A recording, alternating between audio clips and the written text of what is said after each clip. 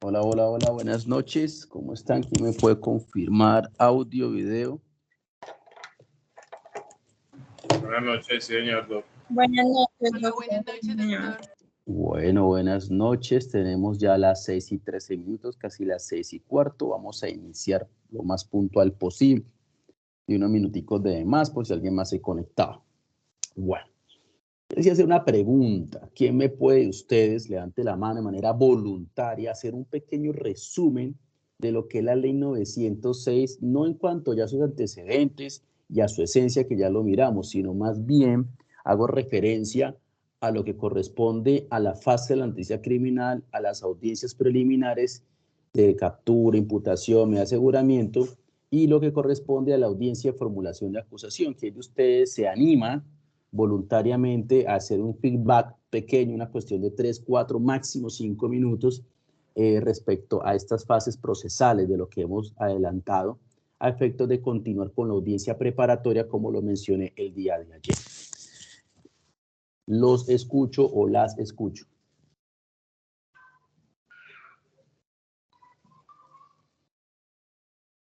Ninguno, están todos acá de meros espectadores, no hay nadie por ahí escuchándome.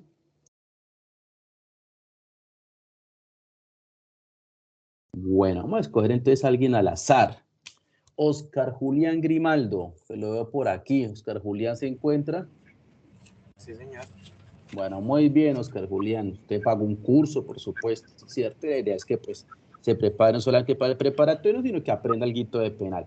De acuerdo con lo que hablamos ayer, explíquenos por favor en qué consiste la indagación preliminar, las audiencias de solicitud, legalización de captura y formulación de imputación, al menos eso. Y ya le pregunto a otra persona, se prepara Laura Camila Ramón Ramírez, para que nos explique lo de la medida de aseguramiento y la formulación de acusación. Entonces, Oscar, lo escuchamos.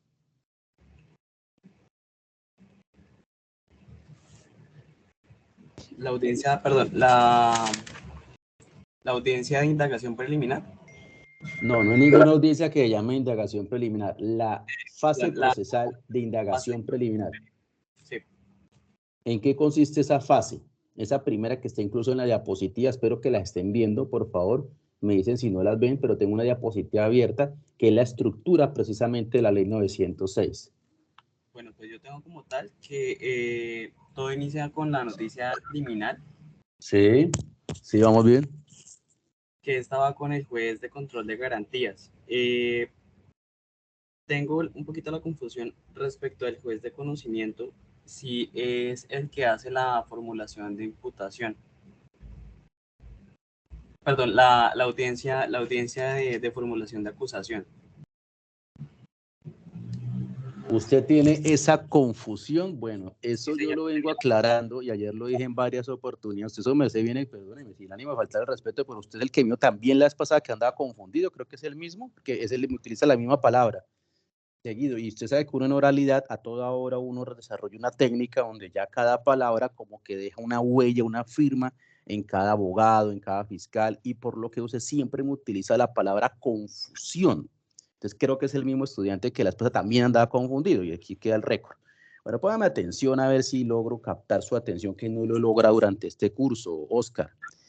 Resulta que las audiencias del juez en penal hay dos clases de jueces horizontalmente hablando, no verticalmente, y le hablo de una vez a todos los demás. Hay una audiencia, hay un juez, perdón, de control de garantías, que es el que se encarga de las audiencias preliminares. Yo no le pregunté todavía por audiencias, le dije que me explicara en qué consistía la indagación preliminar. Lo expliqué incluso cuando hicimos ley 600, lo expliqué ayer nuevamente con ley 906, ¿cierto? Pero efectivamente las audiencias, hay palabras muy repetidas en el derecho, muy repetidas en el derecho como la palabra preliminar, ¿listo? Pero estoy hablando de la indagación preliminar. Las audiencias preliminares que están allí, que les he explicado desde el día de ayer, como la solicitud de captura, la legalización de captura, la formulación de imputación y la medida de aseguramiento. Si usted ve la diapositiva y usted tuvo la delicadeza y la cortesía de tomarle una imagen, dice JCG. Ahí en esa parte de arriba, al lado de las 36H, es juez de control de garantías. Y si usted revisa la segunda parte de la diapositiva, donde arranca audiencia de formulación de acusación, dice juez de conocimiento. donde tiene formulación de acusación, audiencia preparatoria y juicio oral. Eso lo vengo explicando desde ayer, pero mi pregunta va muy puntual. Explíquenos en qué consiste la indagación preliminar en sus palabras sencillas, como un feedback, porque eso lo expliqué en Ley 600 y en 906. Es que quiero yo saber si al menos están colocando atención o si están conectados por conectarse, ¿sí? Como para tener una idea realmente o por lo menos saber si es que yo estoy explicando bien o no. Ayer trabajamos, en los que les pregunté, contestaron muy bien. En Ley 600, cuando trabajamos la vez pasada, creo que el único que no contestó bien fue su merced. Lo tengo presente por la palabra confundido, a toda hora está confundido. Entonces me preocupa eso y quiero pues precisamente sacarlo de esa zona gris, pero necesito que me ayude. Como cuando usted me dé respuesta a mí, pues yo empiezo más o menos a dilucidar el camino, pues para que ustedes no pierdan el tiempo. O si alguien le quiere ayudar a Oscar voluntariamente, pues con todo gusto, ni más faltaba, los escucho y las escucho. Incluso le había pedido el favor a Laura Camila Ramón. ¿Ella se encuentra, Laura Camila? Ya te doy la palabra, Luis García. Laura Camila está. Sí, doctor. Laura Camila, ¿usted sí estaba poniendo atención o de los que se conectan nada más y ya? Pues, Con toda sinceridad, tranquila. pues usted me dijo, doctor, que hablara sobre la medida de aseguramiento y la formulación de acusación. Eso, listo. Pues cuéntenos a ver de eso y con eso para... ¿Ante quién se adelanta la solicitud de medida de aseguramiento? Laura Camila. Pues la solicitud de medida de aseguramiento se hace en esas audiencias preliminares de formulación de imputación, legalización de la captura, y el fiscal solicita al juez la medida de aseguramiento ¿A cuál juez? teniendo ¿A al cuál juez de juez? control de garantías. Eso, muy bien. ¿Y esas audiencias tienen defensor? Claro, sí, señor, ¿Cuál es la indispensable. única audiencia que no tiene defensor? Los controles posteriores, los controles previos. No necesariamente, pero bueno, estas audiencias preliminares, porque no, claro que si tiene defensor hay que citarlo. Otra cosa es que si él no se presenta, los controles posteriores se hacen sin defensor, pero si hay defensor hay que citarlo de todas maneras. Pero más allá de eso, estas audiencias de solicitud, legalización, formulación de imputación y aseguramiento, ¿cuál no es necesaria e incluso que no se debe citar? ¿Cuál es la única audiencia en la que no se debe citar al defensor? Cuando es contra responsables, ¿Qué es eso contra responsables? Yo he pues hablado de algo. a Dime. veces ve uno que se comete un delito, pero no, doctor, espera. Estaba pensando en otra cosa. Bueno, dinos. Donde no hay que citar un defensor, Sí, yo se a los he ver, dicho varias veces. ¿Cuál contra los audiencia? ¿Usted me ha colocado atención el curso? Sinceramente. Pues doctor, es que yo trabajo precisamente en un juzgado y ahorita estábamos Y el en un juzgado por polémico. casualidad no es penal, ¿cierto? El juzgado seguramente no es penal. No mucho. No mucho. Bueno, incluso ahí en el chat creo que le están ayudando. Si usted lee el chat, creo que le están ayudando. Mire, John Jauro le escribió en la audiencia de solicitud de captura. ¿Listo? Formulación de imputación. La orden de captura, sí, claro. Y Bueno, muy esa bien. orden de captura también solicitan la cancelación cuando ya legalizan la captura. Bueno, sí, algo es algo, se aproxima, al menos tiene una idea somera del asunto. Tiene que ponerle más atención allá a su jefe en el juzgado, ¿yo? Porque no, imagínate, la idea es que uno cuando un trabajo, pues sí, se gana un sueldo, pero pues también la idea es aprender, ¿no? Bueno, ¿y qué pasa entonces con la medida de aseguramiento? Cuéntanos. La formulación de imputación de Ana Carolina sí tiene defensor, por supuesto que la tiene. La única audiencia que no se cita, que incluso no debe asistir un defensor, es en la solicitud de captura. El resto, todas las demás, desde que haya defensor, hay que citarlo. Y por supuesto, si no asiste esa diligencia, el de defensor no se puede convalidar ni una medida de aseguramiento, ni una formulación de imputación. Todas estas audiencias que están en la diapositiva, todas requieren de defensor, todas. Sí, hay algunas preliminares chiquitas que hay que citarlo, pero pues si no asiste, no genera invalidez, pero estas de la diapositiva, que son las esenciales, como se los di al principio del curso, todas requieren de defensor, menos una, que es la solicitud de captura, como bien lo escribió John Dairo Celi Altuzarra, ¿sí? Bueno, muy bien, John. Sigamos, Laura, su merced que trae un despacho de nuestra República de Colombia. Cuéntenos cómo manejan las medidas de aseguramiento por allá, o no manejan medidas de aseguramiento. Privativas y no privativas de la libertad, de acuerdo al Eso, 107. muy bien, listo. ¿Y cuándo se va una privativa de la libertad y cuándo no? Pues eso es a discreción. El juez tiene unos criterios y la fiscalía también tiene unos criterios. ¿Eso es a criterios de la fiscalía? No, Dime, te escucho, te escuchamos. Tranquila que esto es para repasar, no se siente evaluado, lo que les dije la vez pasada, no se sientan evaluados. Es simplemente para repasar nada más y pues para saber cómo vamos. Laura, pues de acuerdo a los elementos materiales probatorios que tengan y dependiendo del delito, ajá. si una persona tiene, hay, ¿Qué hay es lo primero que posibilidad de tiene que que, vaya a pero qué es lo estar. primero que tiene que argumentar el fiscal en una solicitud de medida? Tú que has estado en audiencias de esas, por lo que te entiendo, creo. ¿Qué es lo No, primero que tiene que argumentar primero el fiscal? ¿Qué es lo primero que tiene que construir el fiscal para una medida de aseguramiento? que la persona es un peligro para la sociedad. No. Este es un requisito que puede que se dé como puede que no. Lo primero que tiene que construir Laura, pues si algún día llega a ser juez de la República, no falta que sea por ahí una juez promiscua que les toca saber de civil, laboral y penal, por lo menos para que tenga una idea.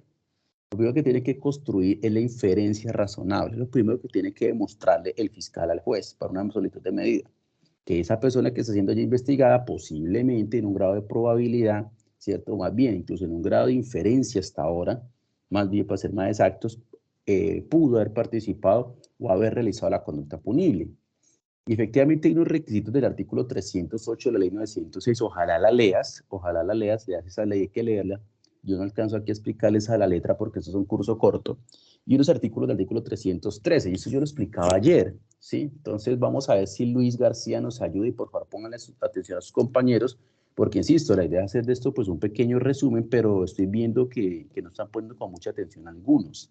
Decepcionante, pero bueno, eso es cuestión de ustedes. Luis Miguel García.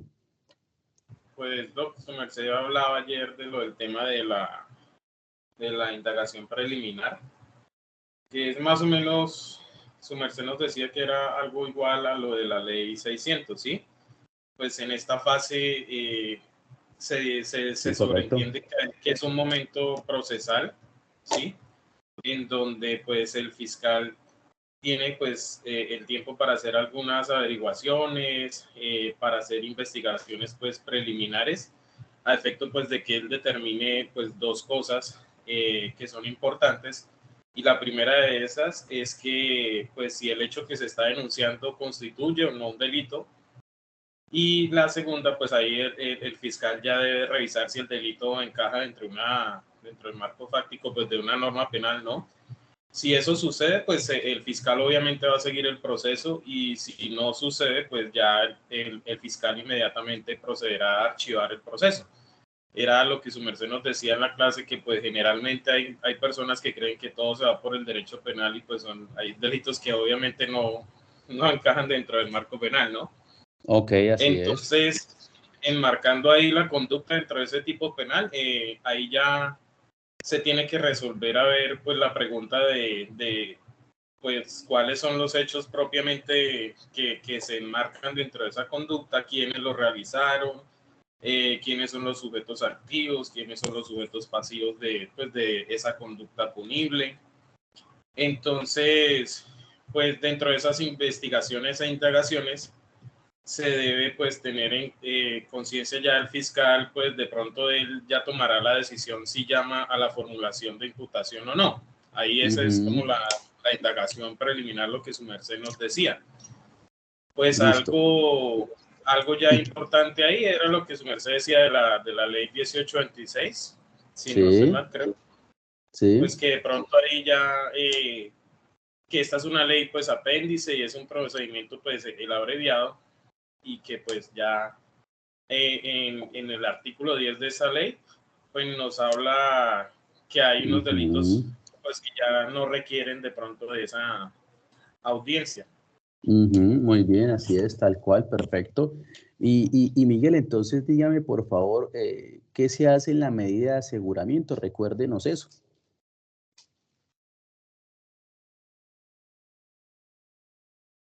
¿Perdimos a Miguel? No, no, señor. Listo, Miguel, recuérdele Pues, a Laura, ahí recuérdele tengo a una. Oscar. Listo.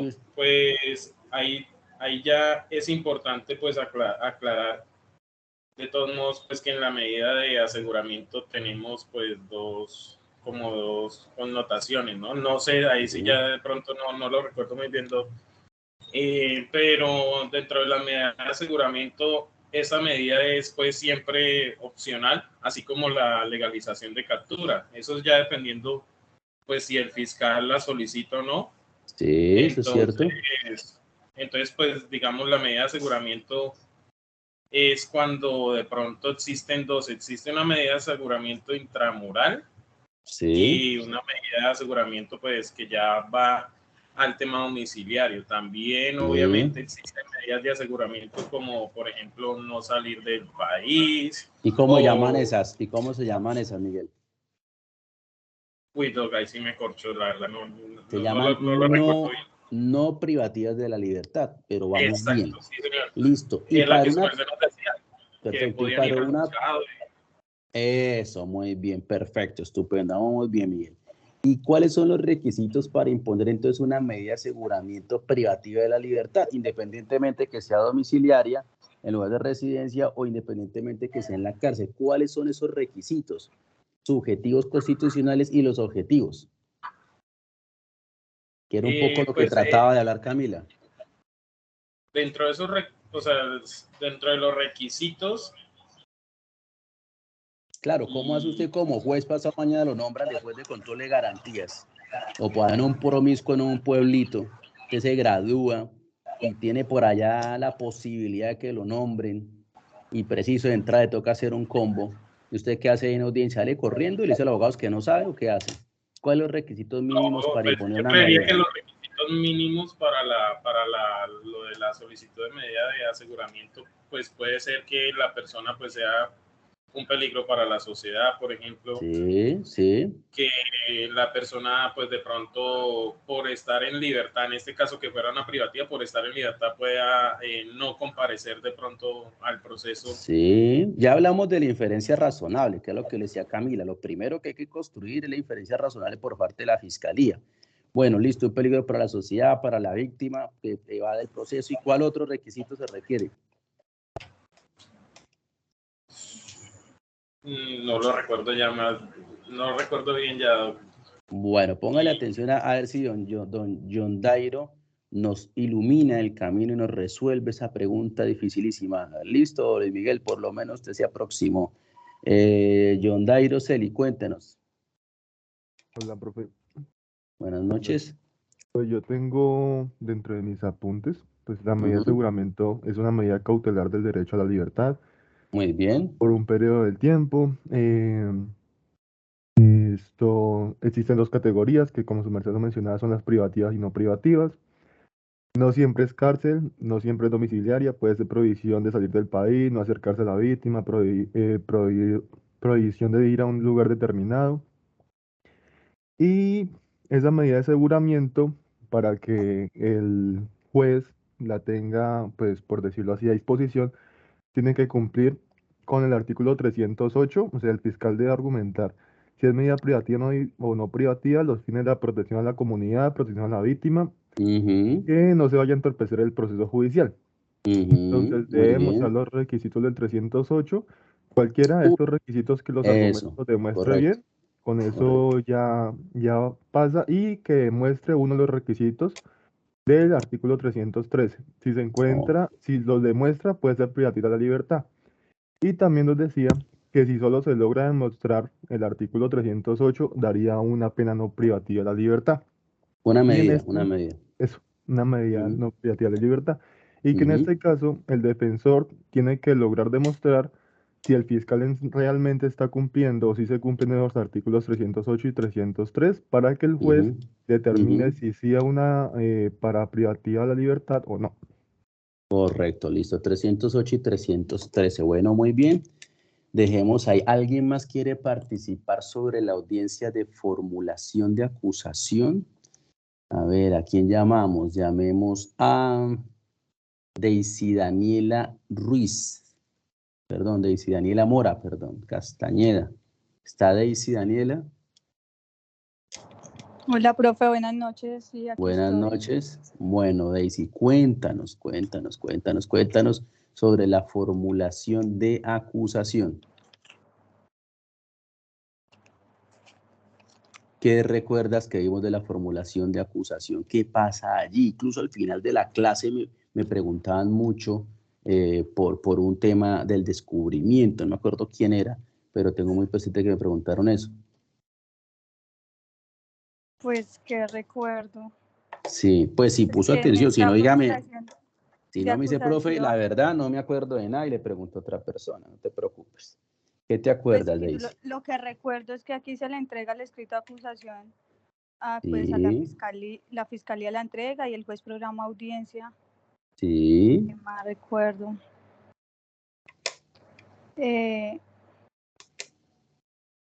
Pues que estaba como muy de la mano con la audiencia concentrada en la de la 1826, la ley Sí, 1826. pero lo mismo te digo, te nombran a ti juez de conocimiento. Te vas por Ajá. allá para Puerto Gaitán, te nombra juez promiscuo en conocimiento y te tocó una audiencia y formulación de acusación. Y la nombraron, porque hay carguitos en provisionalidad que los nombran así. Usted tiene por ahí el conocido, la conocida y lo nombran. ¿Y usted qué hace ese día la audiencia de formulación de acusación? ¿Sale corriendo o qué? ¿Qué se hace mínimo en esa Yo audiencia? como qué, profe. ¿Usted qué hace como juez de conocimiento si la nombran recién graduada, la nombran como juez penal municipal y tiene una audiencia de formulación de acusación? ¿Qué hace? ¿Cuál es el desarrollo de esa audiencia? ¿O renuncia y sale corriendo? Pues yo creería, porque la verdad no es que me guste mucho el penal. Pero más allá que uno le guste algo, debe saberlo, no debe saberlo. Sí, claro. Bueno, yo le hago una pregunta aquí públicamente, en grabación. Si la llegara a nombrar juez penal, ¿usted no aceptaría? No sé. Duro, ¿no? Y si la nombran fiscal, ¿qué hace? ¿No acepta?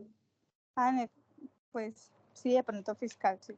De pronto fiscal, sí. Y pues que como fiscal también tiene que saber qué va a hacer en la formulación de acusación, no es tener una idea. Sí, claro. Bueno, y Sí. le dicen a usted, doctora, ya se posesiona, aquí hay una carpeta, tiene audiencia de formulación de acusación. ¿Qué hace? ¿Pasa la renuncia ahí mismo? No. Bueno, esta reflexión es para todos, y eso ha Sí, claro. sucedido, para todos los que están aquí escuchando. Por eso le estoy diciendo esto de la manera más, o sea, para hacerles como una reflexión de que uno sí cuando se gradúa como abogado debe tener menos un conocimiento básico, no especializado seguramente, pero por lo menos un conocimiento básico en todas las áreas, ¿sí? Eso es como que un penalista le pregunte que un proceso monitorio y no sepa, que es un proceso de insolvencia de persona natural y no sepa, que dónde están los requisitos de la demanda en materia civil, el artículo 82 del Código Penal y no sepa, incluso en materia, hay cosas básicas que uno sí debe saber, obviamente están los expertos, ¿no? Pero hay cositas que uno debe manejar, así que por lo menos la estructura del proceso penal, Daisy y todos los demás, esto es básico, esto es de un pregrado, esto es basiquito, entonces por lo menos saber qué se hace en cada audiencia, porque la vida da muchas vueltas y uno nunca sabe, terminen por ahí metidos, no en asuntos penales, sino me refiero ejerciendo el derecho penal. Bueno, ahí lo voy a dejar, no lo voy a atormentar por ahorita, sigamos con las audiencias. Entonces, vayámonos a la audiencia preparatoria. Entonces ya vamos a hacer un pequeño feedback, hablemos de la formulación de acusación. En esa formulación de acusación, como más o menos se acercaba por allá de la fiscalía y efectivamente le entrega el escrito de acusación a la defensa, le faltó un montón de cosas, pero vamos a repasarla brevemente. De formulación de acusación es ante el juez de conocimiento que se adelanta esta audiencia y empieza la fase de juzgamiento, es decir, ya es la fase para determinar si esa persona que ya fue vinculada a través de la formulación de imputación o no va a resultar penalmente responsable o lo absuelve. Y en esa formulación de acusación, como ya lo mencionábamos el día de ayer, entonces corre el traslado, se hace el descubrimiento por parte de la fiscalía, la defensa no está obligada a descubrirlo, podría hacer, pero no está obligada, está realmente obligada a descubrir en la audiencia preparatoria la defensa, pero la fiscalía está obligada a descubrir en la formulación de acusación. Y ayer, como le explicaba uno de sus compañeros, descubrirse, entregar todos los elementos materiales probatorios, ¿sí? Todos los elementos materiales probatorios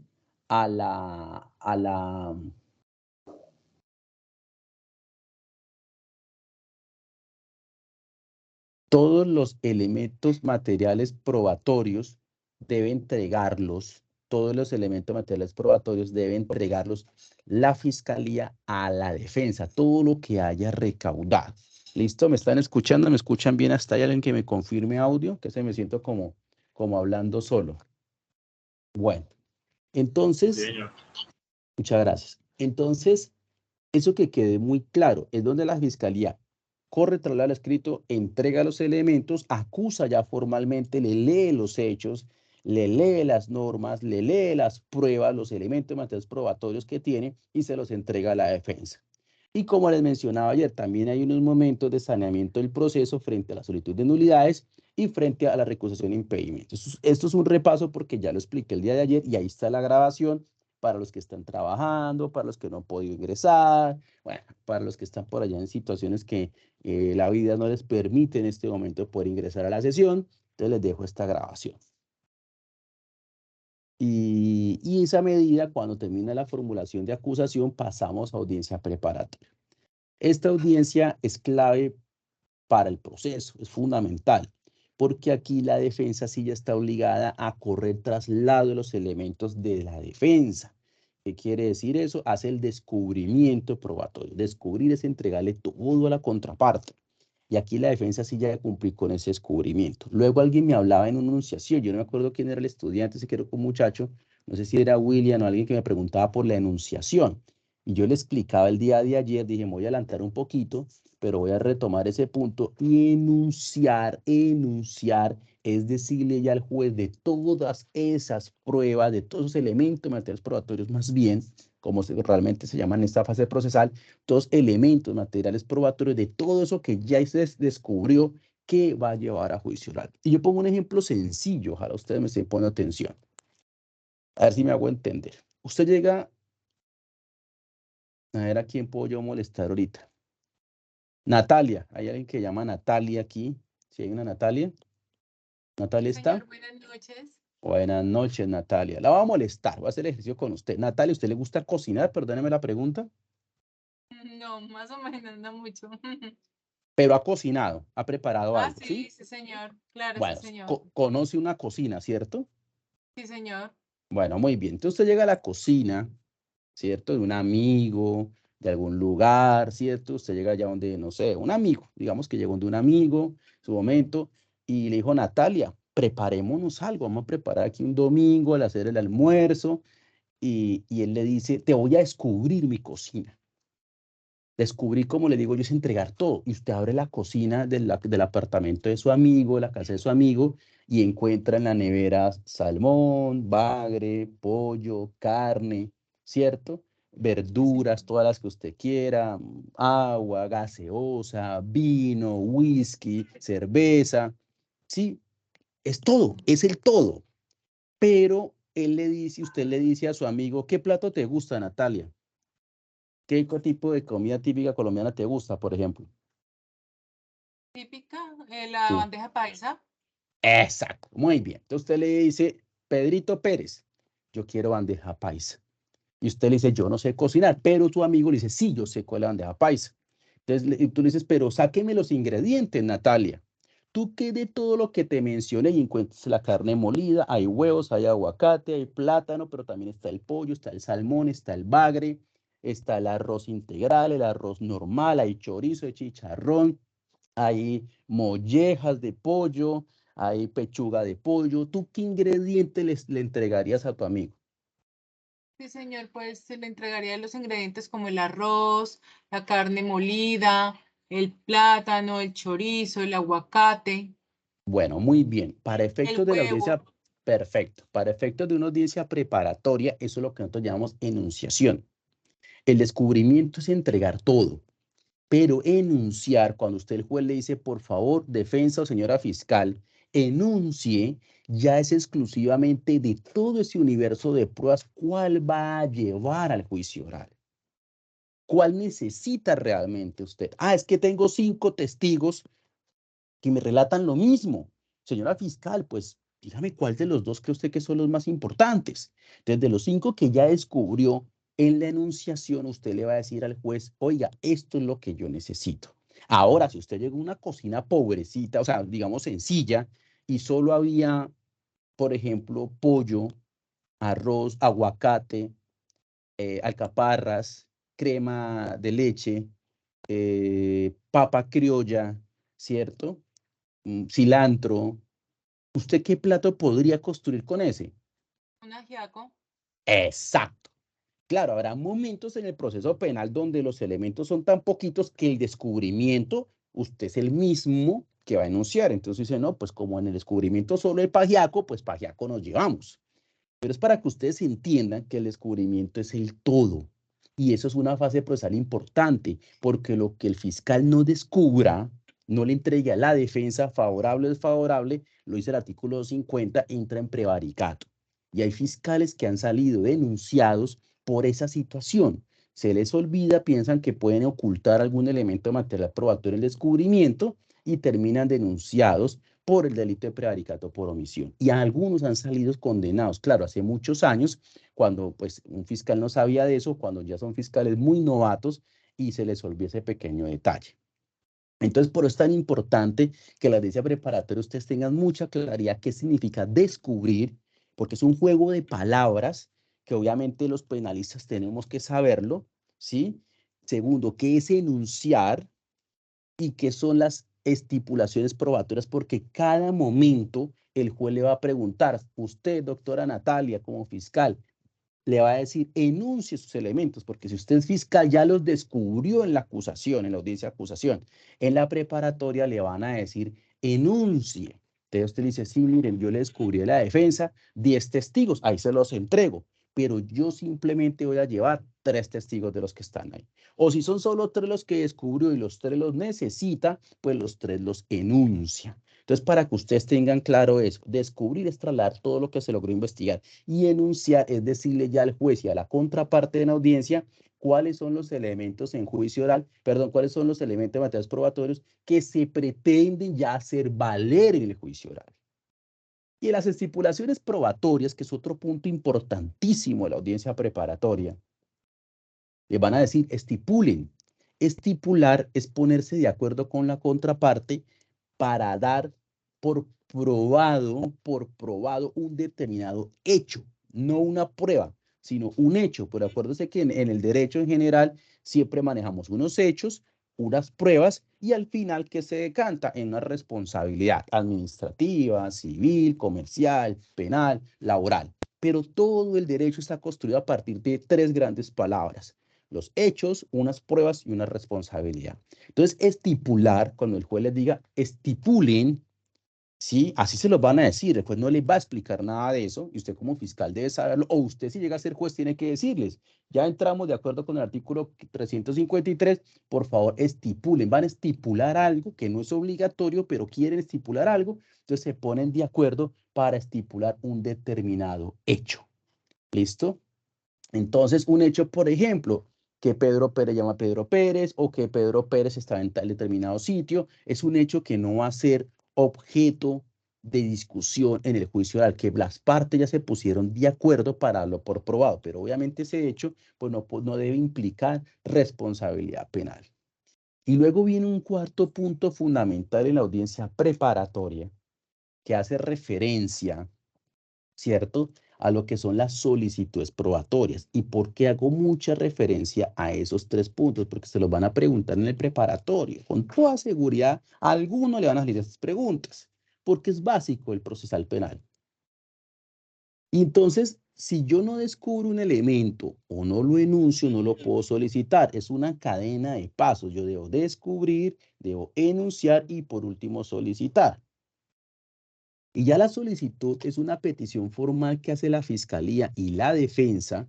Aquí no la hace la representación de víctimas, no lo hace el Ministerio Público, sino directamente la Fiscalía y la defensa le elevan la petición al juez de conocimiento y le dicen, juez, decréteme el testimonio o el peritaje de fulano de tal. ¿sí? Usted pide es a la persona, ¿sí? A la persona, no tanto el documento, sino a la persona, el testimonio del perito tal o el testimonio del fulano de tal, para que venga y declare en su juicio, con fundamento en 3 elementos básicos. La solicitud, te voy a decir despacio, la solicitud probatoria tiene 3 ingredientes fundamentales. 3 ingredientes fundamentales: una conducencia, una pertinencia y una utilidad de la prueba. Y esos 3 elementos hay que argumentarlos, ¿sí?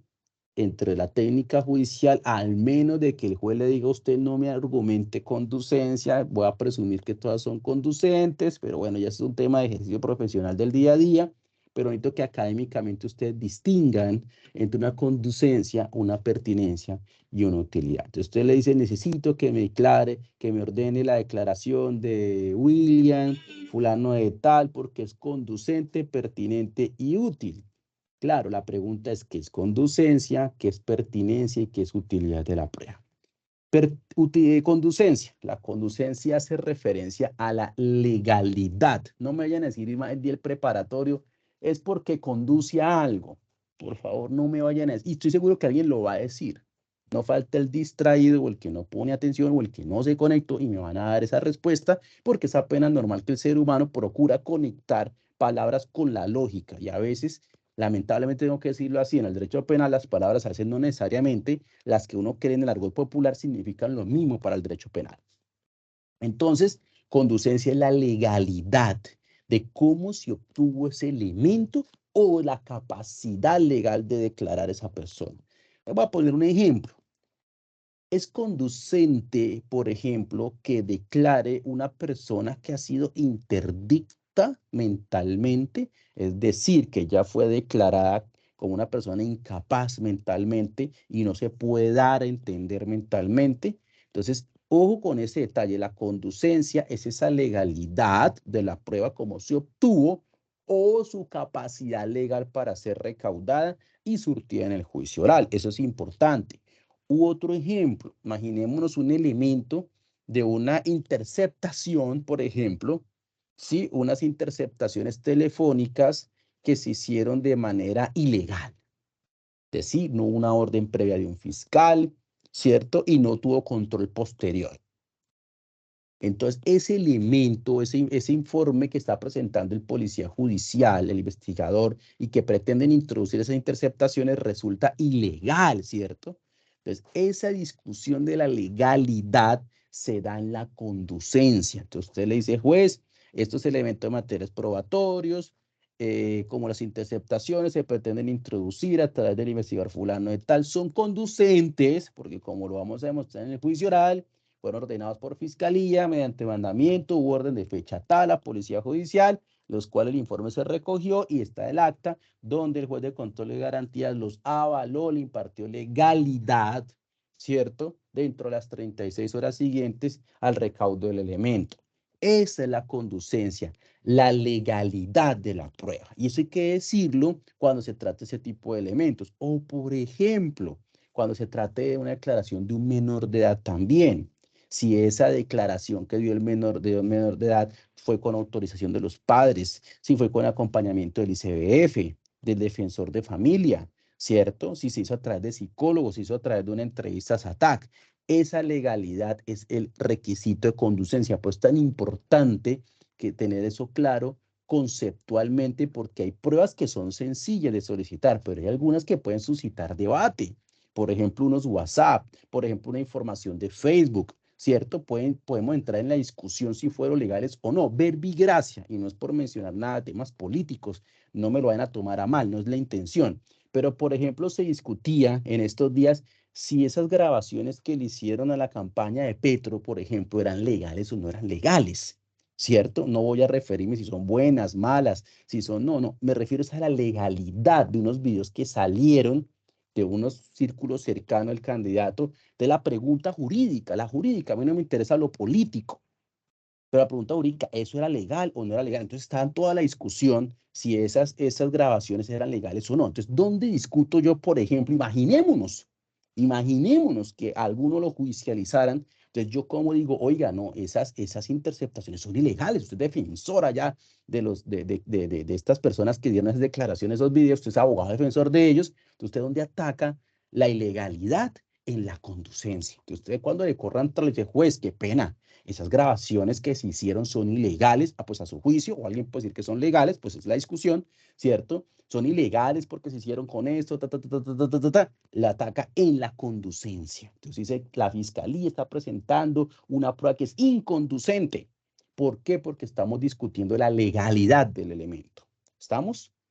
Bueno, pertinencia. Ahora voy a escoger a cualquiera al azar para que nos explique esos 3 puntos. La pertinencia es la relación directa entre el hecho que se pretende demostrar y la persona o el testigo o la prueba con la cual se pretende demostrar. Es una relación directa. Aquí no es la legalidad. Aquí es la relación directa entre esa declaración y esa persona o ese elemento que se desea probar. Un ejemplo. Relación directa, la pertinencia, que normalmente casi todo el mundo tiene la pertinencia clara. ¿Qué es la pertinencia entonces? ¿O cómo podemos poner un ejemplo? Entonces, queremos demostrar que Pedro Pérez, ¿cierto? Que Pedro Pérez, una persona que está siendo acusada por homicidio, por ejemplo, una persona siendo acusada por homicidio en la ciudad de Bogotá. Pero resulta que en esa fecha, esa misma hora, sí, él se encontraba, en ese mismo día se encontraba en otra ciudad, por ejemplo, en Cali. Se encontraba en Cali. Yo le digo al juez, mire, yo tengo 2 testigos en Cali, incluso tienen fotografía, los voy a traer porque esa noche sacaron fotos en el bar tal, ¿cierto? Yo me acuerdo del centro comercial de allá, Chipichape, creo que es que llama por ahí en Cali, hace años no voy por allá, pero se encontraban en ese sitio esa misma hora, por lo tanto es imposible que haya sido él, es imposible que haya sido él. Entonces usted le demuestra la relación directa entre esos testigos con el hecho que usted pretende demostrar. Entonces, esos testigos me pueden decir a mí, acá nos van a decir, o lo que yo pretendo, usted no puede decir en la pertinencia qué es lo que van a decir, sino va a decir las circunstancias de modo, tiempo y lugar que le sirven a usted para demostrar ese hecho. Y sigo con el ejemplo. Le voy a traer a Pedro Pérez, que se encontraba en Cali a esa hora, en ese lugar, y quien va a declarar en sus palabras qué estaba haciendo, con quiénes estaba en ese momento y de qué horas a qué horas estuvo en ese lugar. Y con eso, señor juez, yo le voy a usted a demostrar, o sea, yo no digo qué es lo que es el testigo, eso tendrá que decirlo en el juicio oral, qué estaban haciendo, con quién estaban, de dónde venían y para dónde fueron después de, durante ese periodo de tiempo en que se cometió el homicidio por el cual están confundiendo a su cliente. Y le voy a mostrar con esa, entonces viene la relación directa entre el testigo y el hecho que pretendo demostrar. Y le voy a demostrar, o ese testigo viene a declarar sobre qué hizo en ese lugar, qué hizo. Con el hecho que yo pretendo demostrar es que mi cliente estuvo allí, ¿cierto? Entonces, esa relación directa entre el testigo y ese hecho de ese día a esa hora, ese testigo me va a relatar, nos va a relatar aquí quiénes estaban, dónde estaban y qué estaban haciendo. Punto. Yo no puedo en la pertinencia pues ir a decir lo que va a decir el testigo en el juicio oral porque eso contamina al juez. Y el tercer elemento es la utilidad, que es el para qué lo voy yo a traer ya definitivamente. ¿Cuál es la finalidad de traer ese testigo? Y el para qué es lo que yo pretendo demostrar, es lo útil que me sirve, que no es una prueba repetitiva, por ejemplo, pero sí en focalizarla a cuál va a ser mi teoría del caso a futuro, qué es lo que yo pretendo demostrar. Y el para qué es que esa persona en ese momento esa persona se encontraba en la ciudad de Cali a esa misma hora. Por lo tanto, le voy a demostrar a través de ese testimonio, señor juez, que mi cliente no se encontraba en la ciudad de Bogotá y que por el contrario lo están confundiendo. Entonces tenemos la conducencia, legalidad de la prueba, pertinencia, la relación directa entre lo que se está recaudando en el elemento material probatorio testimonial o algún elemento que se introducir a través de un perito, de un testigo, y por último la utilidad Y por último, la utilidad, que es el para qué deseo yo traer eso. ¿Para qué deseo yo traer esa prueba? Otro ejemplo sencillo. Yo quiero demostrar que Pedro Pérez es el papá de un menor de edad. Entonces yo le voy a traer la declaración, ¿cierto?, de un investigador judicial que fue hasta la notaría, sacó el documento, lo pidió, ¿cierto?, lo solicitó, el registro civil donde el señor reconoció que es el papá. Y hasta el momento no hay ninguna sentencia por el sector del sector de juzgado de familia, ¿cierto?, donde haya demostrado que él no es el padre, o sea, todavía no se ha impugnado la paternidad. Entonces, ¿es conducente? Claro que es conducente, es una persona mayor de edad, que es el investigador judicial, se le dio orden a policía judicial y pudo efectivamente realizar esa tarea. 2, es pertinente, es el hecho que yo deseo demostrar, ¿cierto? El hecho que yo tengo la relación directa con ese hecho de la investigación y es precisamente que Pedro Pérez es el papá del menor. Listo, ese es el hecho que yo deseo demostrar, esa es la pertinencia. ¿Para qué quiero yo demostrar eso? Ahora viene la utilidad, ¿para qué lo quiero demostrar? O sea, el hecho que yo quiero demostrar es que Pedro Pérez es el papá del niño, punto. Es el hecho. ¿Para qué lo quiero yo demostrar en la utilidad? Para eventualmente en el juicio oral, si yo soy fiscal, demostrar que le debía alimentos por ser el para qué es la utilidad. ¿Para qué? Para demostrar que él, como era el papá, le debía dar sus alimentos, su cuota alimentaria a ese menor de edad porque era responsabilidad de él. Entonces, repito, conducencia, legalidad, pertinencia a la relación directa con el hecho y, por supuesto, lo que es la utilidad es el para qué traigo yo esa prueba. Les pongo un ejemplo contrario. Entonces, imaginémonos que está el documento, el registro civil de nacimiento, pero resulta que el fiscal tiene eso y tiene 2 testigos más de los vecinos que dicen, sí, es que él es el papá del menor, lo hemos visto, ¿cierto? Y entonces el juez le va a decir, bueno, usted me trae 3 testigos, un investigador que va a traer el registro civil de nacimiento y 2 testigos oculares de que el señor iba y hacía las funciones de padre, digámoslo así. Entonces, es conducente, sí, 2 testigos, vecinos de la casa, son mayores de edad, dieron su declaración, no hay ningún impedimento legal. Segundo, el hecho que yo deseo demostrar es que Pedro Pérez, ¿cierto?, es el papá del menor. La utilidad de esos testigos, entonces viene la otra cara de la moneda. Es necesario traer 2 testigos más cuando ya tengo un documento público del Estado, ¿sí?, que me dice que él ya lo reconoció como padre, independientemente si es buen papá o mal papá. Pues digamos que dentro de una teoría lógica es de muchísima más asertividad probatoria un documento público, ¿sí? Entonces, ahí donde uno diría, este elemento, esos 2 testigos vecinos, pues no serían útiles, a menos de que usted argumentativamente demuestre que necesita demostrar algo más con esos testigos. Pero si el solo hecho que yo pretendo demostrar es que A es papá de B, pues me basta con el registro civil de nacimiento, de acuerdo con nuestra legislación colombiana, o a menos de que se haya impugnado la paternidad. Bueno, son las 7 en punto, vamos a hacer un break de 5, máximo 10 minutos y ya vengo a explicar juicio oral y audiencia de incidente de reparación integral.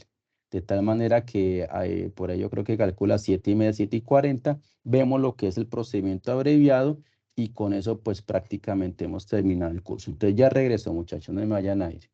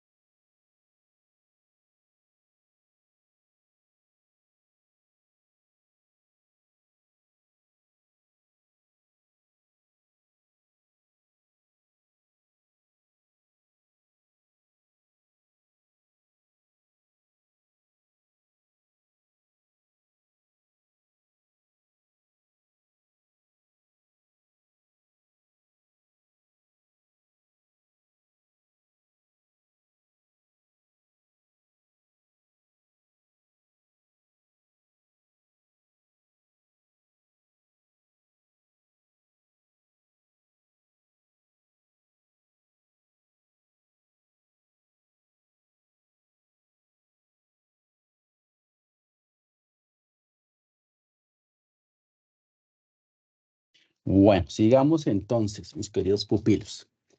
¿Qué pasa en el juicio oral? Pues el juicio oral ya definitivamente, vuelvo, insisto, esas tres audiencias de acusación, preparatoria, juicio oral, se hacen ante el juez de conocimiento, ¿cierto? Ya es el que va a conocer la causa, el que va a tomar la decisión definitiva, en primera instancia, por supuesto, no la última, pero en primera instancia, si hay o no hay responsabilidad penal. Y en el juicio oral, pues básicamente, ¿qué se hace? Lo que ustedes han visto incluso en muchas películas, se escucha la teoría del caso de la fiscalía, ¿cierto? Se escucha la teoría del caso de la defensa, se le pregunta primero al procesado si desea aceptar cargos o no, algo que se me pasó de la audiencia preparatoria también, de la preparatoria también se le pregunta si desea aceptar cargos o no, y es la tercera oportunidad para aceptar cargos. Repito, la primera es en la formulación de imputación, que se da la mitad de la rebaja. Entre la acusación y la preparatoria se acepta cargos entre esas dos audiencias, entonces se da una tercera parte.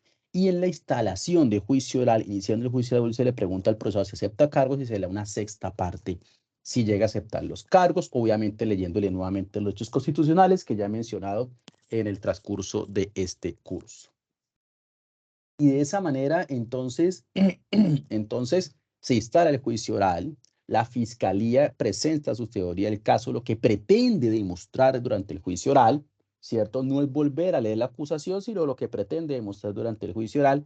Y por supuesto, la defensa de igual manera, si lo desea para la fiscalía, para la defensa, si es opcional demostrar o no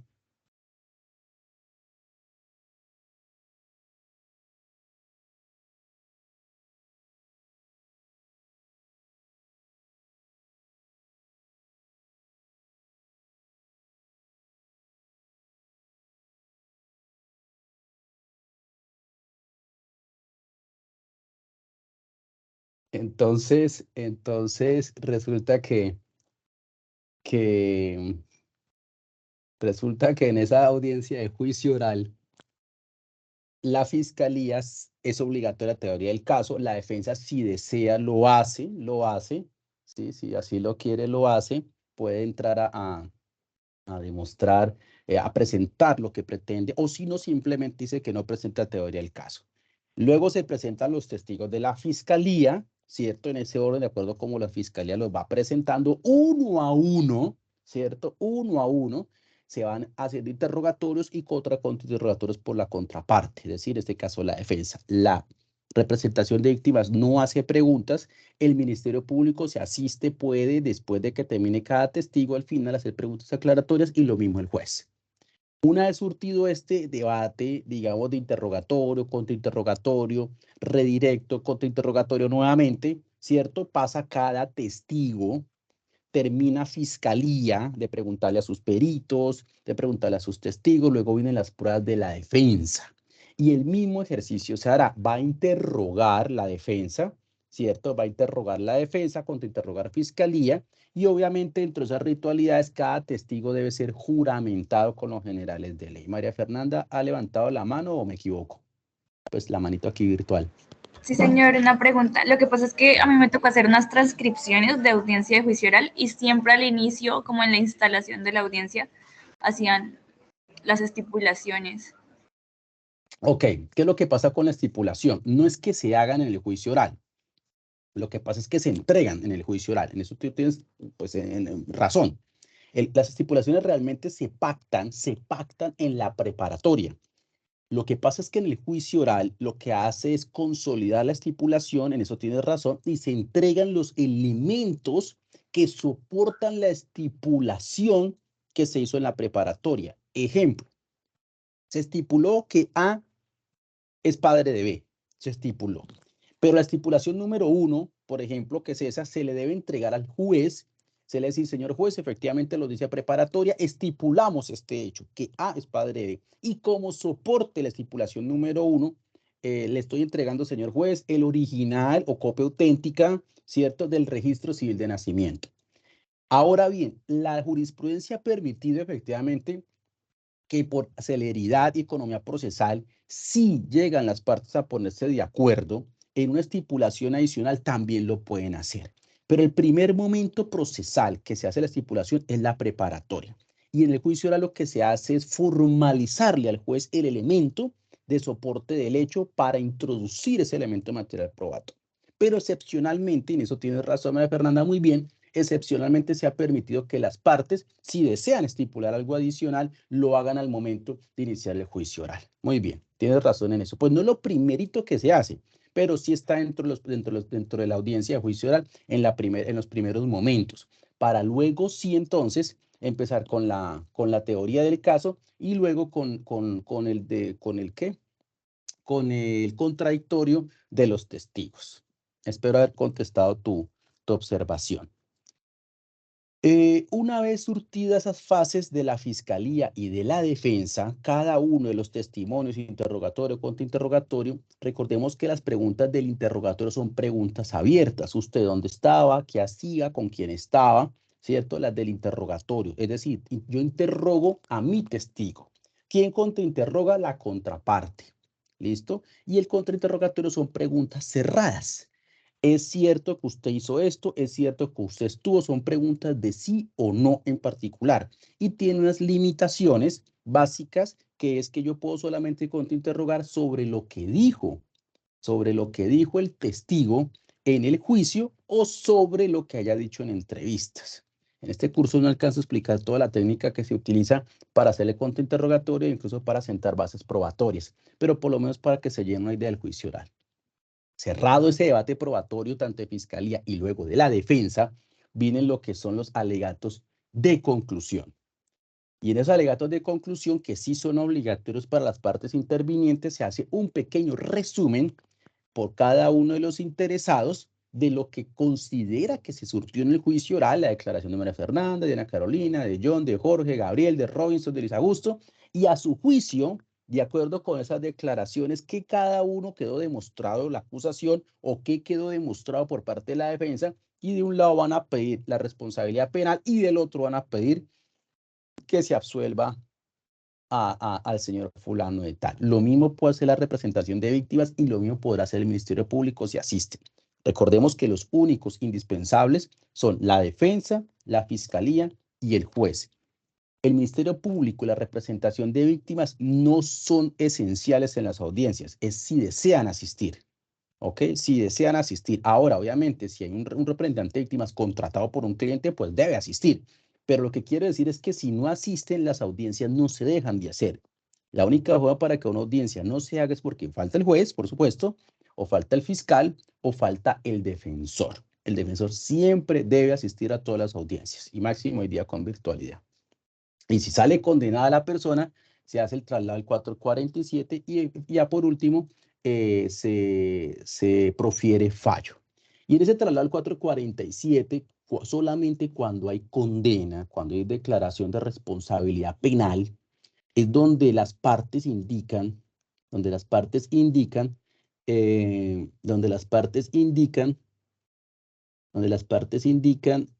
cuáles son las condiciones sociales, económicas y personales de esa persona procesada, de ese sujeto procesado, a efectos de obtener o no un subrogado penal. Subrogado penal que espero ustedes ya manejen, como la suspensión condicional de la pena, de la ejecución de la pena, la prisión domiciliaria, entre otros, incluso hospitalaria, etc. Es allí donde se pide cuando hay responsabilidad penal. Si no hay responsabilidad penal, pues no hay traslado al 447. Una vez proferido el fallo y si también es condenatorio y queda ejecutoriado, es decir, no presentan apelación o presentando la apelación va al tribunal, como ya lo he mencionado durante este curso, y queda en firme la condena, se puede iniciar un incidente de reparación integral con una finalidad, y es obtener una indemnización patrimonial, que ya no se va a debatir aquí nada de responsabilidad penal. Aquí lo que se va a debatir es la responsabilidad civil. Es la responsabilidad civil. Para que al final de este segundo fallo, pues la persona que ha sido condenada responda civilmente, ¿cierto? Por los perjuicios causados por el delito. Y ese incidente, pues está regulado en el artículo 103 de la Ley 906 y siguientes. Y por supuesto, en los vacíos que no tengan estos artículos, del incidente de la ley 906 se van por el Código General del Proceso. Es una demanda civil, de acuerdo con el artículo 82 del Código General del Proceso, se presenta allí, pero se tramita ante el juez penal que impuso la primera condena, es decir, la primera instancia donde se impuso la responsabilidad penal. Bueno, muchachos, esto en un fast track de procesal penal, hay que decirlo así, hemos terminado lo que es ley 906. ¿Hay alguna inquietud hasta acá o puedo pasar ya a lo que es procedimiento abreviado? ¿Qué inquietudes puedan tener ustedes en este momento?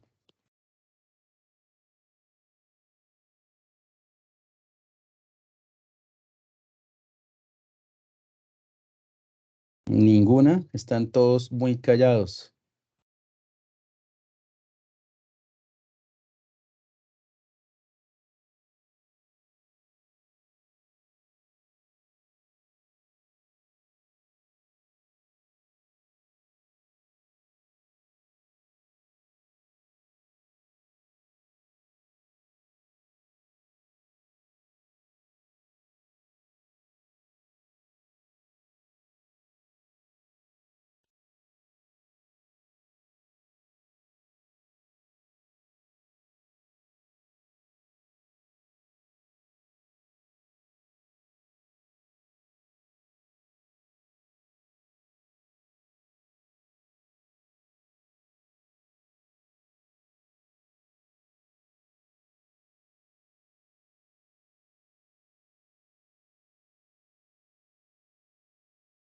¿Hay alguna inquietud hasta acá? ¿Ninguna?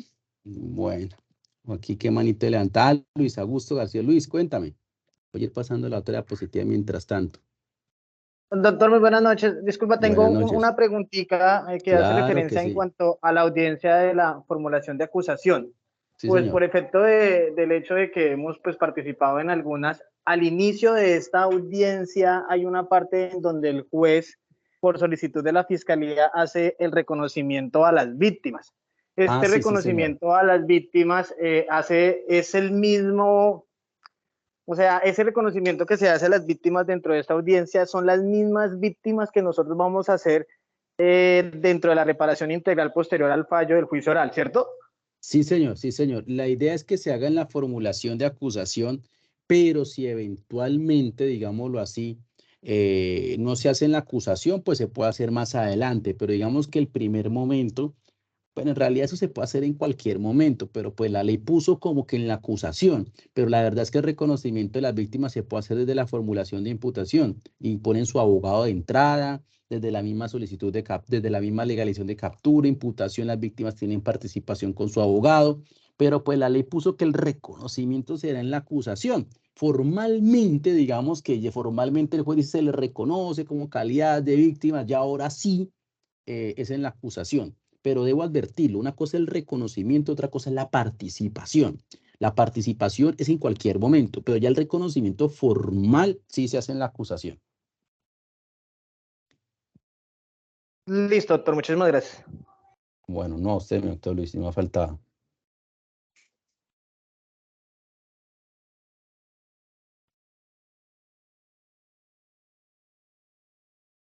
Bueno, luego entonces de la ley 906, pues siempre ha existido una gran preocupación y es básicamente pues la celeridad de los procesos, la congestión judicial, ¿cierto? Entre otros.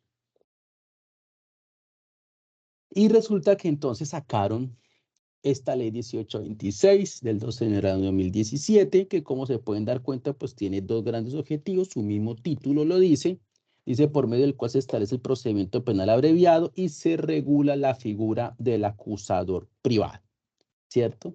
Entonces, vamos a mirar por lo menos el procedimiento especial abreviado, lo del acusador privado no hay necesidad, realmente eso no se está utilizando mucho, pero por lo menos para efectos de este curso saber qué pasó con ese procedimiento abreviado. Ahí tienen la diapositiva, yo creo que esa diapositiva se explica sola, si ustedes ya entendieron la ley 906. Entonces tenemos efectivamente una noticia criminal, lo dije desde el principio de este curso, siempre hay una noticia criminal, siempre va a haber una indagación preliminar, el mismo objetivo, ¿cierto? Aquí también puede haber legalización de captura ante juez de control de garantías, está el artículo 10 de la ley 1826 para saber qué se tramita por esta cuerda procesal. Obvio, esto es para las audiencias, pero todo lo demás se va por 906. O sea, la ley 1820 simplemente es recoger dos audiencias, para que me entiendan, y quitar una de la antigua diapositiva. La diapositiva anterior lo que se hizo fue quitar una audiencia, ¿cierto? Lo que hace la 1820 es quitar una audiencia, que es quitar la audiencia de formulación de imputación, y de una vez se mandan al traslado del escrito de acusación, a ese descubrimiento que se hacía en la formulación de acusación. Aquí el descubrimiento se hace de entradita, sin juez de control de garantías, y lo hace el fiscal en su despacho, o bueno, virtualmente hoy día, con la defensa y las víctimas. No hay juez de control de garantías, de una vez se hace el traslado, el descubrimiento. Tome, aquí está el escrito y aquí están los elementos.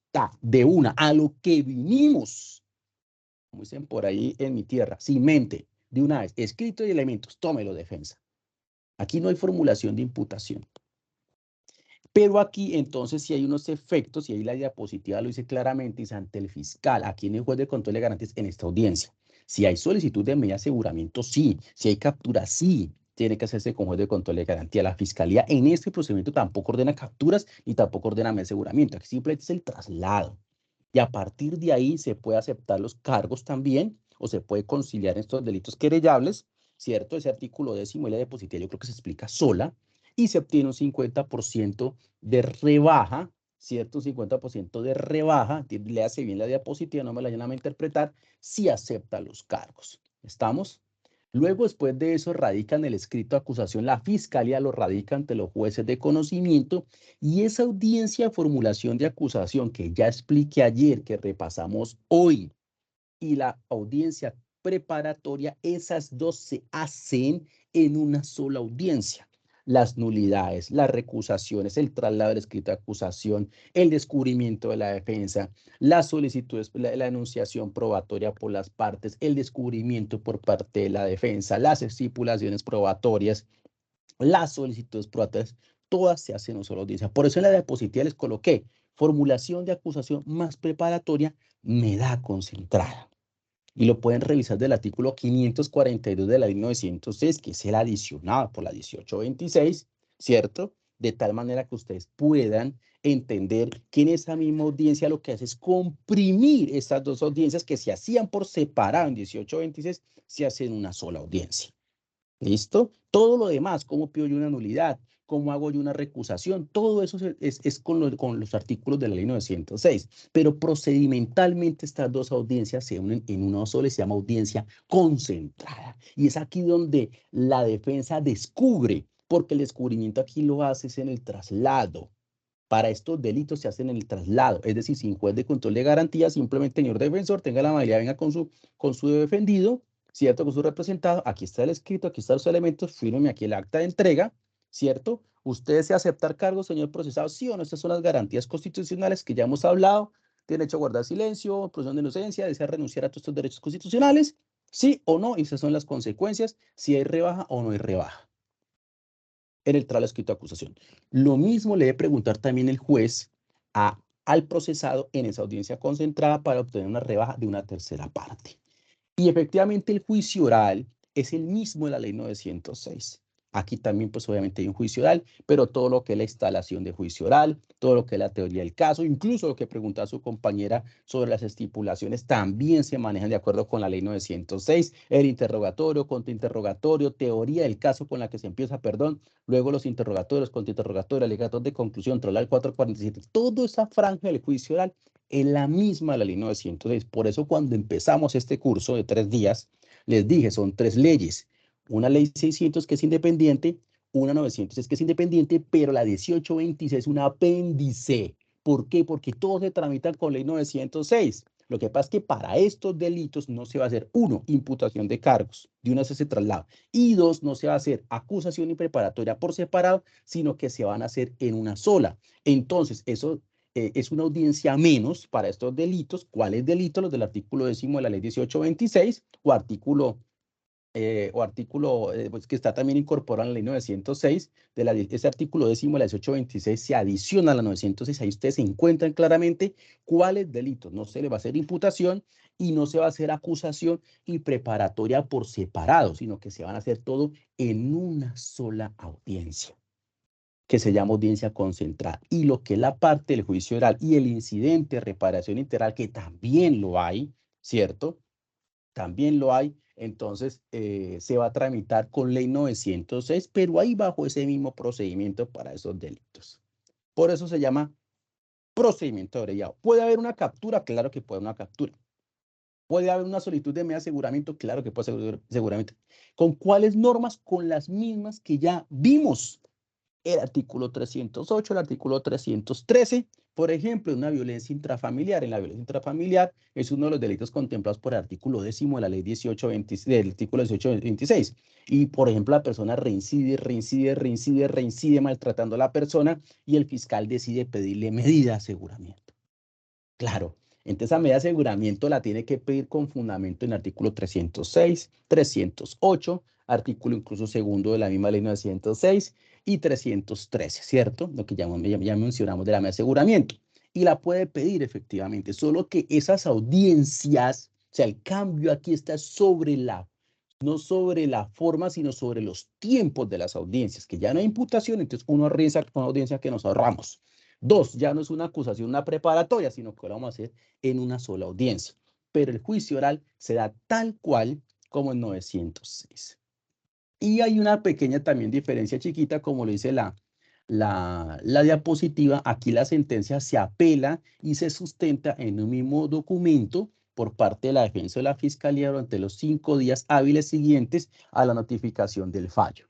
Mientras que en ley 906 la sentencia se apela en audiencia y se puede sustentar en audiencia o se puede sustentar por escrito. Entonces, por ejemplo, si ahorita sale un fallo absolutorio y yo soy fiscal, entonces el juez me pregunta a mí si estoy en ley 906, me va a decir, fiscalía, recursos. Yo le digo, señor juez, presento el recurso de apelación. Ahí, lo digo en viva voz, en 906, en la diapositiva anterior.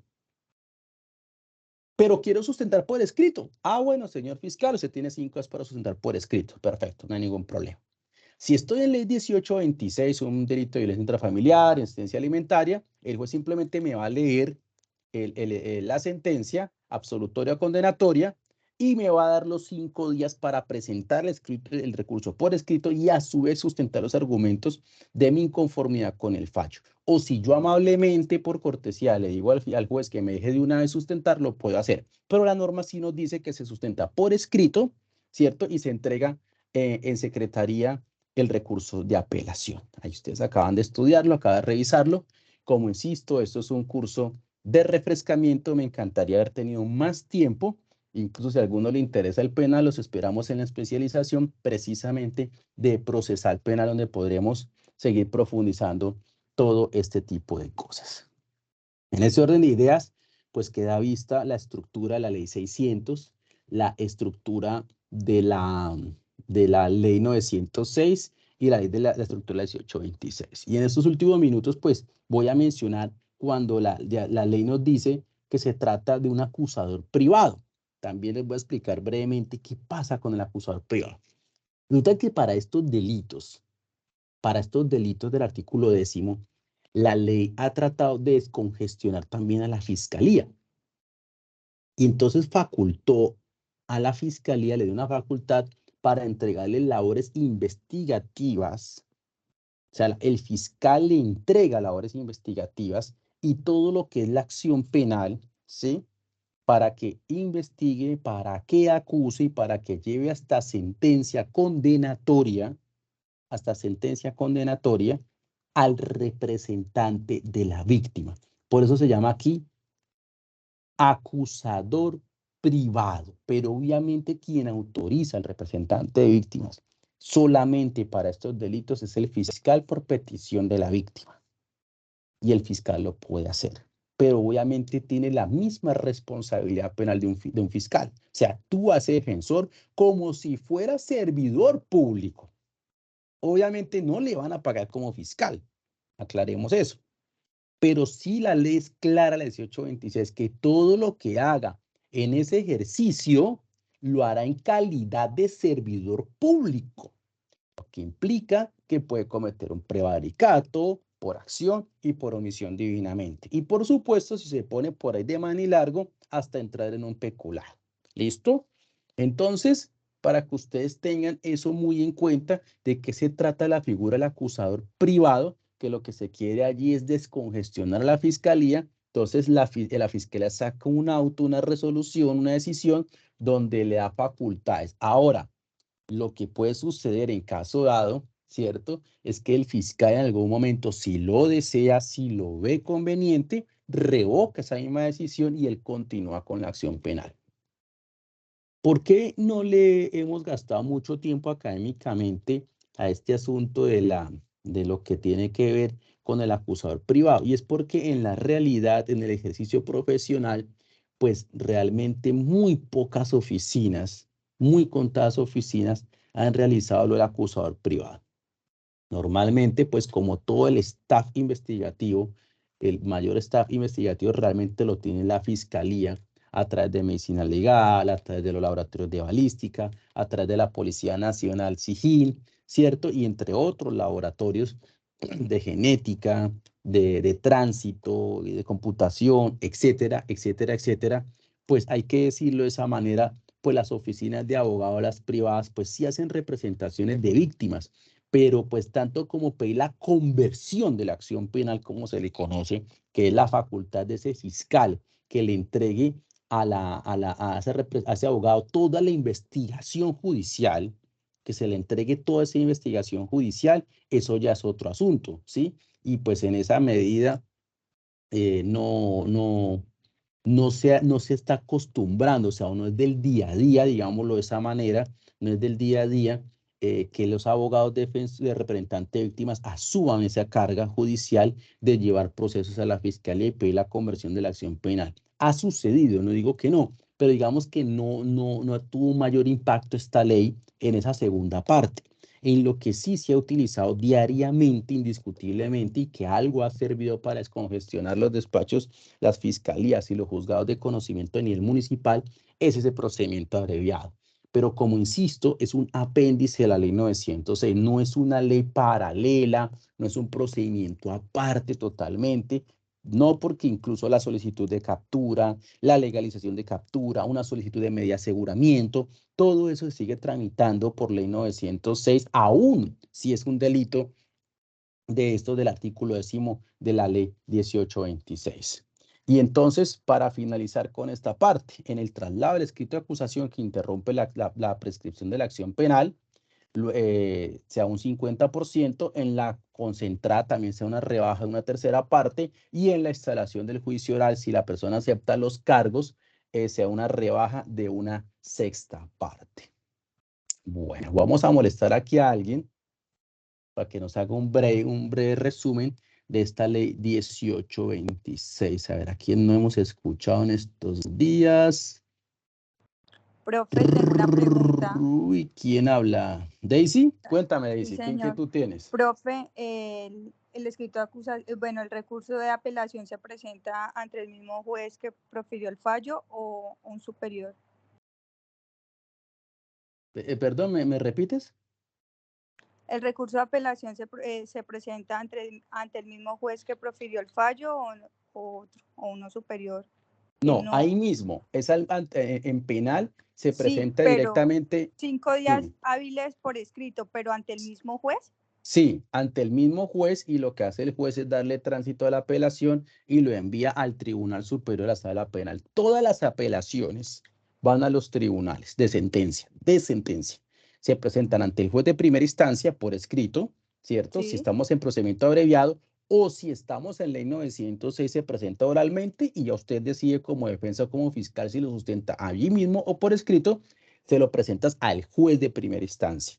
Y él recoge la carpetica, saca un notico simplemente de trámite y remítese la carpeta para el tribunal. Y el tribunal lo que hace es simplemente convocar nuevamente, ya no se presenta ningún argumento adicional, ¿sí? En principio ningún argumento, y el tribunal simplemente lo que hace es entrar y resolver lecturita de fallo y nos fuimos. O si no, pues entonces casación. Pero ya lo de casación es otro asunto, que hay que presentar el recurso de casación si es por ley 906 durante los 5 días siguientes y luego tiene 30 para presentar demanda. Si es por ley 600, toca presentarlo en los 15 días hábiles. A la notificación del fallo también 30 días para presentar la demanda, pero pues este curso sí no me atrevo a tocar casación. Eso sí ya es tema meramente de la especialización. Bueno, John Dairo, ¿qué inquietudes tiene John Dairo? Profe, la interrupción de la prescripción de la acción penal se interrumpe en 906 en la formulación de imputación y en 1826 en la acusación. No, en el traslado del escrito de acusación. Buena pregunta. Repito. En la ley 600 se interrumpe con la resolución de acusación. ¿Se acuerdan de la primera diapositiva? Ojalá tengan la imagen. Resolución de acusación interrumpe la prescripción de la acción penal. Ahí lo pueden ver en el artículo 86 del Código Penal. En la ley 906 la prescripción se interrumpe con la formulación de imputación y en la 1826 se interrumpe con ese acto del traslado del escrito de acusación. Incluso ahí está entre paréntesis, ahí en la diapositiva se lee, dice interrumpe prescripción de la acción penal. Bueno, ¿qué otra inquietud tienen? Ninguna hasta el momento. Bueno, ¿quién es Yasmín Chía? Hasta ahorita la habéis invitado. Yasmín Chía, ¿me está escuchando? Yasmín Chía a la 1, Yasmín Chía a las 2. Bueno, Yasmín se conectó, pero no tiene conectividad. Bueno, que eso, no sé, bueno, en fin. Entonces, Omar Jesús está.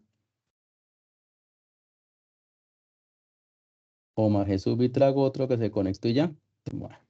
Robinson Botero Prieto está. Doctor, buenas noches. Muy bien, Robinson. Gracias por responderme porque ni Omar ni Yasmín me respondieron. Entonces, ni para qué se conectan. Bueno, en fin. Robinson Botero, aunque pueden escuchar después la grabación, ¿no? Digamos que sí. Robinson, brevemente, 5 minutos, nos faltan 10 para las 8. Sucinto, 5 minutos. Explíquenos qué pasa en Ley 1826, qué delitos se tramitan y cuáles son las fases procesales, por favor. Doctor, bueno, en la Ley 1826, que se denomina el procedimiento abreviado, esta ley lo que hace es comprimir el proceso, o sea, como como el nombre lo indica, pues darle celeridad al proceso. Entonces, en este caso, lo que hace la audiencia, lo que hace el procedimiento abreviado es que toma dos audiencias, que es la formulación de acusación y la preparatoria, y a estas dos audiencias las vincula en un solo procedimiento, o sea, las evacúa en una sola diligencia, y que esta audiencia en la ley 1826 se denomina la audiencia concentrada. En la audiencia concentrada, para esta ley 1826 se tramitan los delitos que estén consagrados en el artículo 10º de la 1826 y en el 74 de la ley 906. Son los delitos que clasifican o que están embestidos para poder ser tramitados bajo el procedimiento abreviado. De esta manera, bueno, y la audiencia tiene continuidad, la audiencia se le da la continuidad en el procedimiento abreviado, bueno, se le da continuidad, continúa prácticamente de la misma manera, si lo único simplemente adiciona, pues es que suprime dos audiencias y las vincula en una sola audiencia. Es como lo más relevante que tengo de esta ley.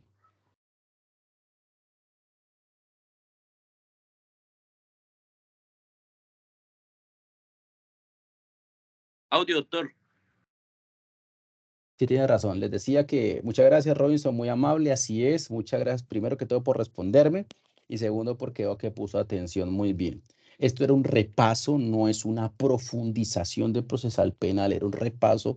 Grosso modo, me hubiese encantado haber tenido más tiempo, haberlos tenido todo un curso completo de procesal penal, o quien quita la vida nos permita vernos en la especialización, si alguno toma esa decisión de seguir por esta ruta.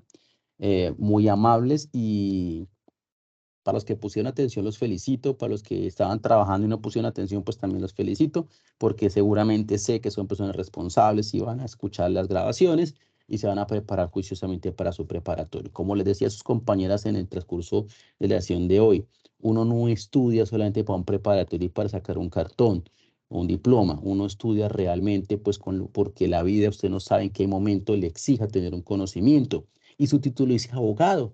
Dice abogado laboralista, abogado penalista, abogado administrativista, eso le da la especialización. Pero en principio abogados somos todos. Si yo quisiera firmar una demanda laboral, lo puedo hacer. Que obviamente yo no lo hago por responsabilidad, ¿cierto? Pero si quisiera firmar una demanda civil, lo puedo hacer. ¿Sí? El título nos dice que nosotros en principio debemos tener un conocimiento general de todas las áreas del derecho, por lo menos de las básicas, ¿sí? Entonces, precisamente eso se trata de esos cursos de refrescamiento. Para los que simplemente necesitaban asistir, pues bueno, grato haber participado. Y para los que estemos en preparatorios, pues nos vemos el día del examen, que es cuando, el 25, creo que tenemos con ustedes. Creo que es el 25 de este mes que tenemos el preparatorio, si no me falla la memoria. Señor, sábado 25. Sábado 25. Este fin de semana, estamos en la semana de junio del 18-19, ¿cierto? Que son las famosas elecciones. A ver si salimos ya de esa vaina que me tienen agotado en redes sociales en todos los lados. Una campaña de odios de un lado para otro. Qué mamera. Solo odios y más odios. Pero bueno, ahora hagamos rápido eso. Y se supone que el 25 es el siguiente sábado. Ah, perfecto. O sea, este sábado en 8. ¿A qué hora estamos citados? No, señor. Profe, aún no han enviado el correo. Sí, eso, como dice la compañera, envían un correo, creo que faltando 1 o 2 días. Ah, y... ok. Listo. Profe, Dime. ¿es posible que nos regale las diapositivas y nos las deje acá vinculadas en la clase? Los documentos. Corazón, yo les dije que tomaran pantallazo, no las tengo sueltas, te soy sincero, yo pues les dije tomen pantallazo, ¿sí? Pero yo siempre les dije tomen pantallazo, mire, está el de la 1826, si quieren tómelo y ya voy a abrir las otras dos. A mí no me aparece, pues me aparece la diapositiva en blanco, no sé por qué. Entonces háganme un favor, alguno de ustedes que haya tomado los pantallas, compártala en el chat, pero obviamente que no salga yo, recorten la imagen, ¿sí? El pantallazo, que no salga yo, que salga solo la diapositiva, y por favor, por colegaje, por colaboración, por cortesía entre ustedes, envíen al chat los que tengan el pantallazo de las 3 diapositivas. Pues es esto, son tres fases, entonces envíalas por favor al chat para que sus compañeros tengan esa información. Es una estructura básica que les va a servir para toda la vida, por lo menos hasta que cambien la ley. Entonces, pongo el primer pantallazo aquí para que tomen el primero, este es la ley 1826. Voy a abrir el segundo en este momento, que es el de la 906.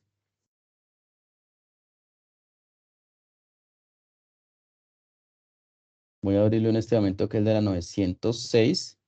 Ya me cargó a mí, me confirma si lo están viendo, para que tomen el pantallazo, este es el de la ley 906.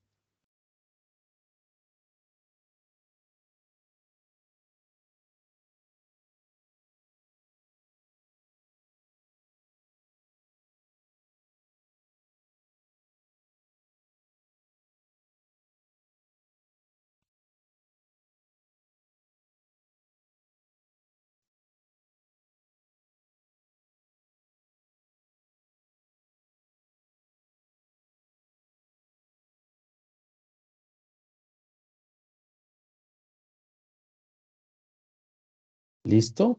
Y voy a poner la otra diapositiva. Voy a poner la otra diapositiva, que es la de ley 600. Por favor, que me colaboren con eso. Ahí está. Veo una captura, que está la de la 1826. Está 3 veces. Veo otra diapositiva, que es la de la ley 600, efectivamente. Listo. Y me faltaría, que es la de 906. No veo esa diapositiva.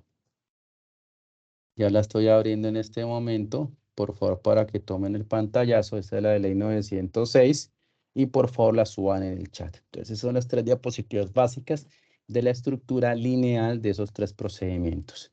Siendo ya las 7:57 minutos, prácticamente las 8 de la noche, les agradezco muchísimo a los que se conectaron pusieron atención, aprovecharon su tiempo, su dinero y de paso el mío.